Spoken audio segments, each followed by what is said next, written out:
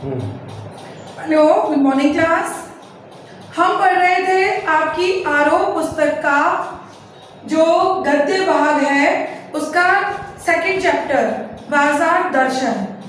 यह पाठ हमने पूर्ण कर लिया था।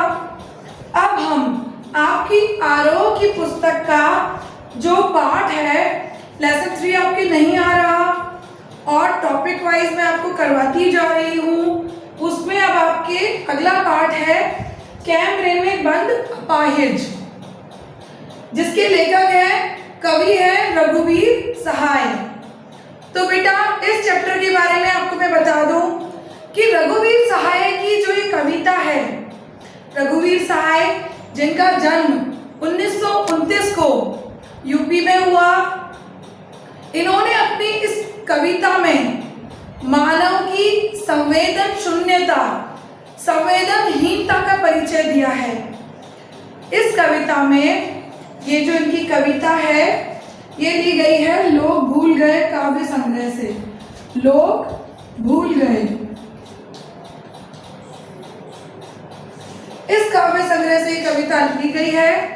इस कविता में इन्होंने बताया कि किस प्रकार अपने चैनल के प्रचार प्रसार के लिए, उसकी टीआरपी बढ़ाने के लिए एक अपाहिज को स्टूडियो में लाया जाता है और उससे विभिन्न प्रकार के प्रश्न पूछे जाते हैं। लेकिन सामाजिक उद्देश्य से प्रसारित इस कार्यक्रम में किस प्रकार मनुष्य संवेदन शून्य हो जाता है, किस प्रकार भावनाओं को आहत करता है, भूल जाता है कि वह मनुष्यता के अपंगता के दर्द को उजागर कर रहा है।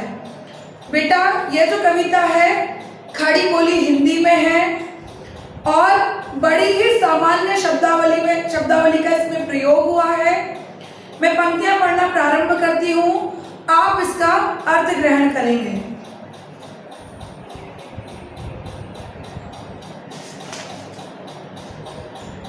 कैमरे में बंद अपाहिज।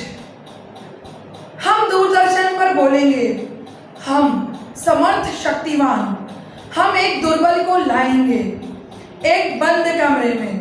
कवि कह रहे हैं कि दूरदर्शन पर जो ये प्रसारित होने वाला कार्यक्रम है, इसमें हम दूरदर्शन पर बोलना प्रारंभ करेंगे।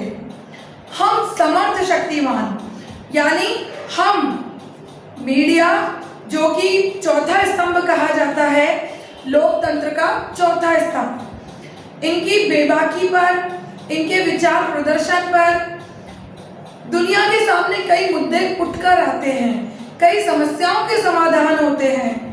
तो ये कह रहे हैं अपने आप को समर्थ और शक्तिमान बताते हुए कि हम दूरदर्शन पर बोलना प्रारंभ करेंगे। हम जो कि दूरदर्शन वाले, हम समर्थ शक्तिमान हैं।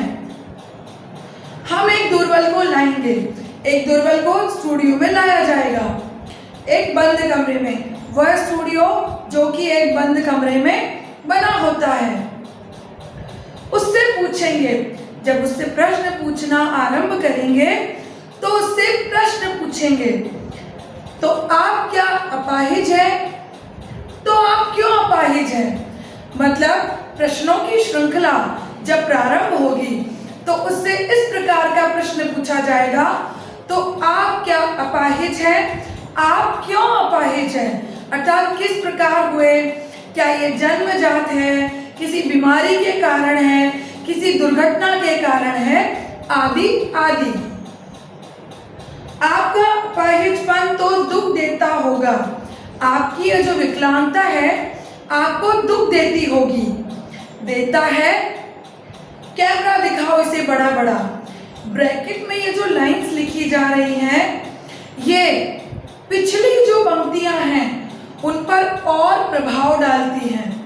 ये कहेंगे इस पर बड़ा सा कैमरा लाओ, स्टूडियो में जो सामने व्यक्ति है उस पर कैमरा लाया जाए, वह कैमरा दिखाया जाए, जिससे कि यह बात उजागर हो सके कि देखो इसके चेहरे पर क्या भाव निकल कर आ रहे हैं। हाँ तो बताइए आपका दुख क्या है, जल्दी बताइए, वह दुख बता नहीं पाएगा।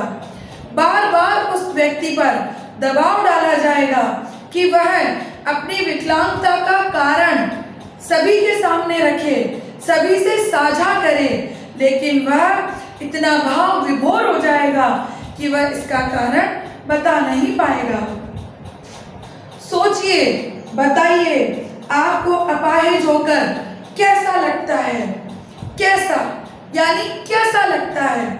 बार बार जो दूरदर्शन पर साक्षात्कार लेने वाले होते हैं वे इस बात पर इतना जोर बनाते हैं जिससे कि जनता के समक्ष उसकी पीड़ा को रखा जा सके, लेकिन ये पीड़ा को रखने वाली बात नहीं होगी, यह उसका मजाक बनाने वाली बात कहलाएगी।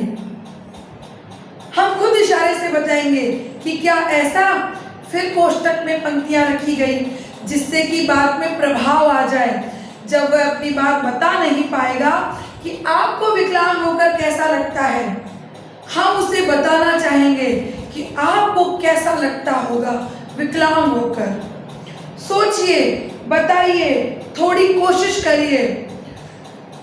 यह अवसर खो देंगे, यह अवसर खो देंगे मतलब आपको दूरदर्शन में सभी के सामने आने का अवसर प्राप्त हुआ है, सभी के सामने अपना दुख रखने का अवसर प्राप्त हुआ है।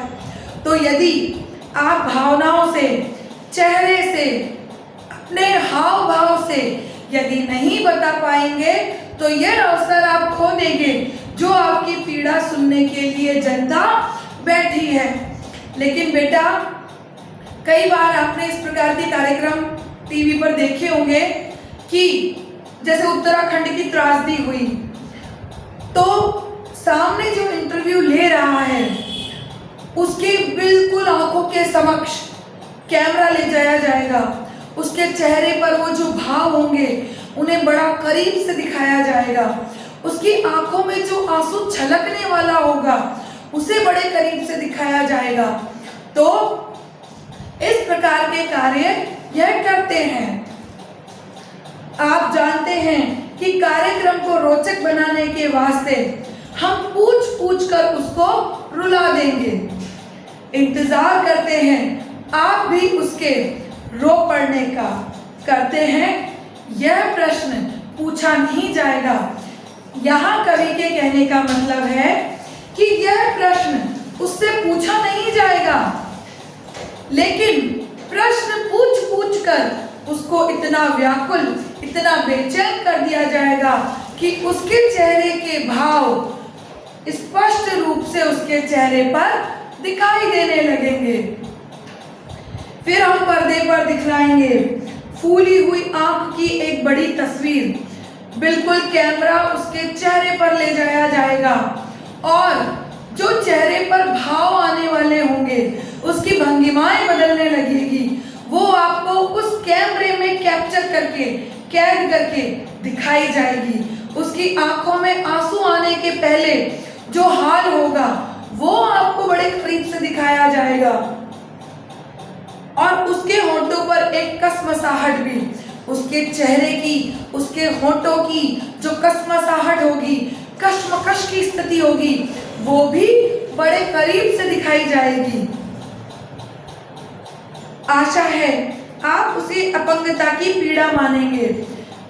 कवि कह रहे हैं, आपसे आशा की जाती है कि यदि वह शब्दों में नहीं भी बता पाए कि उसे अपंग होकर, विकलांग होकर कैसा लगता है, तो भी उसके चेहरे पर जो हाव भाव आएंगे, जो एक्सप्रेशंस आने लगेंगे, आप उन्हें बेहतर समझ पाएंगे।